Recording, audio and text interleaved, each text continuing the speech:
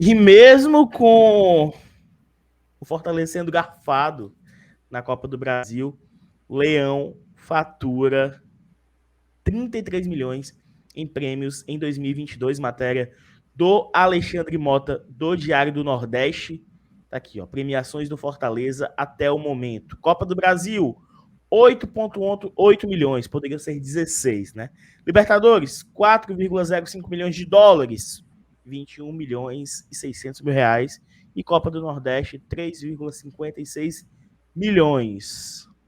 33 milhas até o momento, superando plenamente o que a gente tinha previsto para 2022, né, Lucas?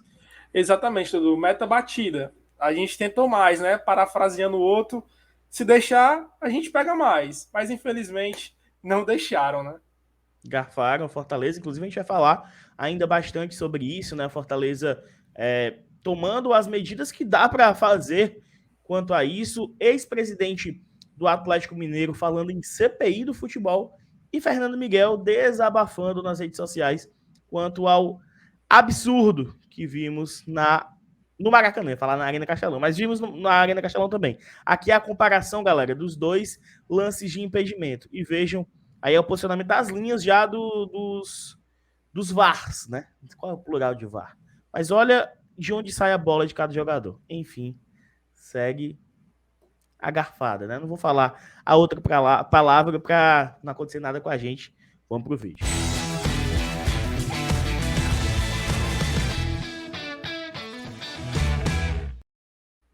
Salve, salve, nação tricolor, Dudu Damasceno e Lucas Machado na área para mais um vídeo aqui no BL, nessa sexta-feira, sextou, já é pra... Bicho, a gente vai falar sobre isso ainda, mas já que seja o último vídeo falando sobre isso. Exatamente. Sexta-feira, domingo tem Corinthians, hoje à tarde tem a apresentação do Pedro Rocha, que já tá regularizado. Será que o Pedro Rocha vai no banco domingo? Loucura, será? Não sei. Pedro Rocha apresentado nessa sexta-feira. Estaremos lá fazendo toda a cobertura. Marcos Matheus diretamente do PC. Eu diretamente daqui, do estúdio BL, tá? Estaremos aqui. Sextou. Essa é a nossa hashtag de hoje. Você vai começar o quê? Deixando o like, que é importante demais. Deixa o like. E vai comentar sextou. Sextou, Lucas? Já passou? Já Sextou, tá Dudu. menos mufino? Tá menos mufino? Tô mesmo fino. Vamos seguir, porque domingo tem jogo importantíssimo. Vamos atrás aí da última meta que nos resta bater na temporada. É isso. Mas vamos começar aqui falando. Fortaleza pede que CBF puna a arbitragem do jogo contra o Fluminense na Copa do Brasil. A informação aí exclusiva de Lucas Mota, do Esportes do Povo. Marcelo Paes, que não retornou do Rio de Janeiro, tá, Lucas? Ele permaneceu lá na cidade carioca para ir à sede da CBF tomar as medidas cabíveis. Que medidas são essas, Lucas? E o que é que vai acontecer de fato? Conta aí pra galera. Assim, as medidas cabíveis ao Fortaleza é isso mesmo, é protestar, reclamar, exigir respostas, mas a gente sabe que infelizmente não vai acontecer nada. A CBF, infelizmente, blinda muito a arbitragem, eles são muito protegidos nesse ponto, eles não são profissionais, então logo eles não podem ser cobrados pela excelência, eles têm que ser sempre cobrados pela mediocridade, e é isso que eles entregam, infelizmente. Mas é que eles conseguem ser piores do que a mediocridade, né? Mas o É ponto é o porque a seguinte. palavra medíocre, na palavra correta, é médio. Medíocre é Na média, é na exato. média. Eles são Medíocre abaixo sou de eu, mano. medíocres. Medíocre sou eu. Mas assim, muito se cobrava, né? Tem que fazer alguma coisa. Está sendo feito. Por mais que eu tenha a mesma visão que o Lucas, que vai acabar não dando em nada, Mas tem que ser feito. tem que ser feito. Todo jogo ficar batendo nessa tecla. O Exatamente. Palmeiras é o líder com sobras do Brasileirão. Palmeiras. E todo Todo jogo o Abel jogo, reclama. todo jogo. E se é um lance mais polêmico, vem o diretor de futebol, vem o executivo, vem a Leila, vem o Dudu, vem o Rony, vem todo mundo falar. O Palmeiras. O Palmeiras. Então a gente precisa ficar batendo nessa tecla. A gente, torcida, a gente, mídia alternativa aqui dos canais sobre Fortaleza, precisa ficar batendo nessa tecla bastante, porque a mídia do eixo já ignorou. Fez uma notinha de rodapé ali, mas já passou batido. Até Já porque passou batido. o VAR deu respostas muito convenientes para o que eles precisavam ouvir. E então esquece o assunto. Isso, os áudios do VAR. Pronto, tá aí ó, o áudio, tá aí. Não precisa ver mais nada, não. Tchau. enfim, tá? Mas pelo menos Sim, não segue. estamos só nessa luta, né? O presidente Marcelo É. Paes é um cara que tem um network muito bacana, inclusive dentro da própria CBF, né? Ele já chefiou a delegação da seleção brasileira nessa temporada. Ele é um cara que tem acesso ali a tudo da CBF, né? Um cara muito influente na a Libra, não é a outra, como é o nome? Futebol Forte, né? Forte Futebol. Forte Futebol, ele tem todo um desenrolar no meio do futebol nacional. E o ex-presidente do Atlético Mineiro, Sérgio Sete Câmara, falou o seguinte, tá? Ele criticou o pênalti marcado contra o Fortaleza e pediu CPI do futebol. Aqui a matéria do portal Futebol Cearense, deixa eu trazer para vocês. A eliminação do Fortaleza para o Fluminense na Copa do Brasil continua repercutindo. Após o empate por 2-2, o Leão do Pici reclamou da atuação da arbitragem nos 2 gols anotados pela equipe carioca. O presidente do clube, Marcelo Paes, criticou a marcação do pênalti que gerou o gol do Ganso. A crítica por parte do dirigente do Fortaleza ganhou apoio de jornalistas e outros nomes ligados ao futebol brasileiro. O ex-presidente do Atlético Mineiro, Sérgio Sete Câmara, repercutiu o vídeo de Marcelo Paes e disse que uma CPI do futebol se faz necessária e urgente. Aqui as aspas do Sérgio Sete Câmara, tá? O presidente Marcelo Paes é um dos melhores e mais corretos dirigentes que já conheci. Fatos lamentáveis como esses merecem profunda investigação.